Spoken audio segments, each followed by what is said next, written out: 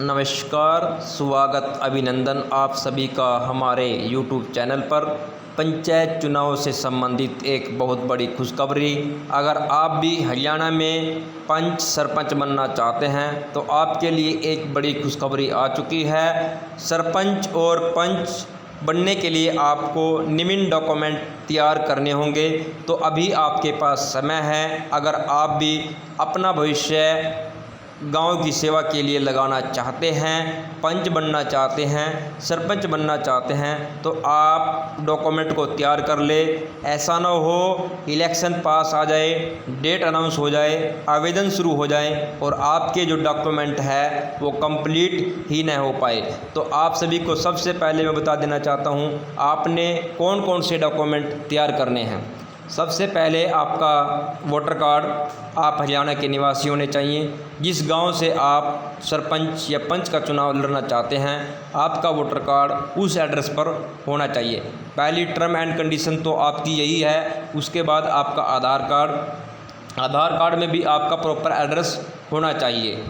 जो मैं डॉक्यूमेंट आपको बता रहा हूं साथियों, ये हवा से बातें नहीं हो रही हैं, ये विद पुख्ता सबूत है। इसका मैं आपको सबूत भी दिखाऊंगा, पहले आपको बता देना चाहता हूँ। उसके बाद परिवार पहचान पत्र, उसके बाद आपकी आएगी एजुकेशन सर्टिफिकेट 10th 8th। जो पंच हैं SC BC और जनरल, जैसा कि पिछली वर्ष भी था, उसी अनुसार आपके प्रमाण पत्र रहेंगे।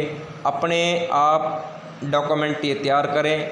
परिवार पहचान पत्र बिल्कुल सही होना चाहिए, उसमें ऐसा ना हो आपके नाम मिस्टेक हो। इसके बाद आपका आता है साथियों कास्ट। अगर आप BC हो, SC हो, आप अपना कास्ट सर्टिफिकेट बनवा कर रख लें, क्योंकि अब सारा सिस्टम ऑनलाइन हो चुका है और फिर बाद में ये दावे हो जाते हैं, कुछ लोग केस कर देते हैं कि यह इस कास्ट से संबंध नहीं रखता है।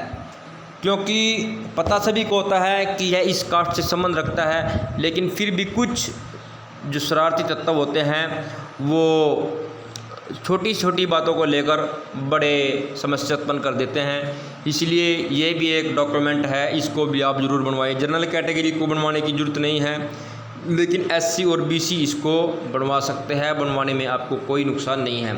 इसके बाद के जो डॉक्यूमेंट हैं वे मैं आपको भी पूरी लिस्ट दिखा देना चाहता हूँ। तो साथियों, ये डॉक्यूमेंट आपने इस प्रकार से बनवाने हैं। और सबसे पहले जो आपकी टर्म एंड कंडीशन रखी गई है, पंचायत चुनाव लड़ना है तो घर में टॉयलेट होना ज़रूरी। तो टॉयलेट का होना बहुत ही ज़रूरी है। हरियाणा निर्वाचन आयोग ने प्रदेश में पंचायत चुनाव की तैयारियां शुरू कर दी है। चुनाव लड़ने के लिए इच्छुक प्रत्याशियों के लिए गाइडलाइन जारी कर दी गई है। इसमें सबसे अहम बिजली और टॉयलेट का मुद्दा। प्रत्याशी पर घर का बिजली का बकाया बिल नहीं होना चाहिए। बड़ी अपडेट है। जो भी नियम और शर्तें हैं पूरी इस वीडियो में आपको दिखाऊंगा। वीडियो को लास्ट तक देखें, अच्छी लगे आगे शेयर करें और चैनल को सब्सक्राइब करें। इसके बाद अगली अपडेट है, पंचायती राज संस्थाओं के चुनाव में बतौर प्रत्याशी हिस्सा लेने वाले पुरुष प्रत्याशियों के लिए 10वीं, पुरुष के लिए आप देख रहे हैं 10वीं, और 10वीं के बाद हम बताएंगे आपको महिला प्रत्याशियों के लिए 8वीं तक पास होना अनिवार्य है। पंचायती राज संस्थाओं के चुनाव लड़ने वाले ज़्यादातर प्रत्याशी कृषि पृष्ठभूमि के होते हैं, जिसके चलते आयोग ने फैसला लिया कि प्रत्याशी को अपने नामांकन के समय लैंड मॉर्गेज बैंक और सरकारी बैंक से NOC देनी होगी। तो ये पिछली बार भी था, पिछले वर्ष भी जो चुनाव हुआ था 5 वर्ष पहले, उसमें भी यही टर्म एंड कंडीशन थी। तो आपने एक NOC भी लेनी होगी। उसके बाद है, हरियाणा में 6.5 साल से 6000 से अधिक पंचायतें हैं। हरियाणा में बिजली की बिलों की जो अदायगी है लंबे समय से चली आ रही है। बड़ा मुद्दा है। तो आपने बिजली का जो बिल है, अगर आपका पेंडिंग है, आप उसको अभी से फिट कर दीजिए, भर दीजिए, क्योंकि आपका बिजली का बिल भी लगेगा। सिर्फ आपको एक बिल की छूट दी जाएगी, आप एक बिल रोक सकते हैं अपना, अन्यथा आपको अपने पूरे बिल पिछले भरने होंगे। इसके बाद कोई बिल आपका बकाया ना हो, वही चुनाव लड़ने के लिए मान्य होगा। चुनाव लड़ने के लिए चाहे बिजली बोर्ड से कोई बकाया बिल नहीं हो, प्रमाण पत्र आपको लेना होगा। हरियाणा सरकार की ओर से परिवार पहचान पत्र को लागू कर दिया गया है। इसका असर इस चुनाव में दिखाई देगा।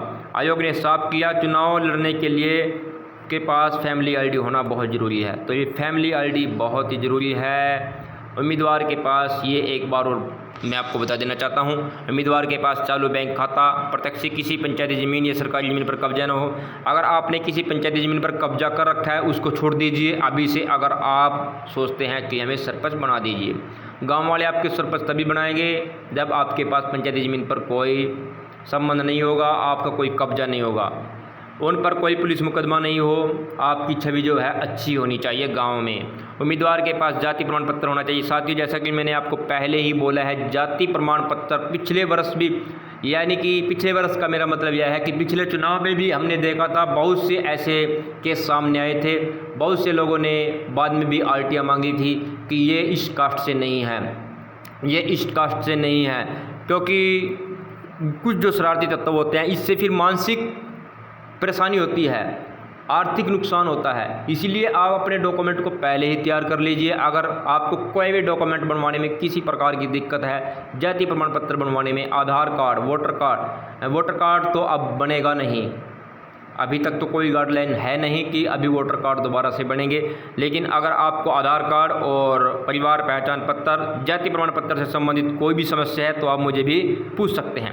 सरपंच पद के लिए उम्मीदवार को उसी ग्राम पंचायत में वोट होनी चाहिए जिससे वह चुनाव लड़ना चाहता है। ब्लॉक समिति पद के लिए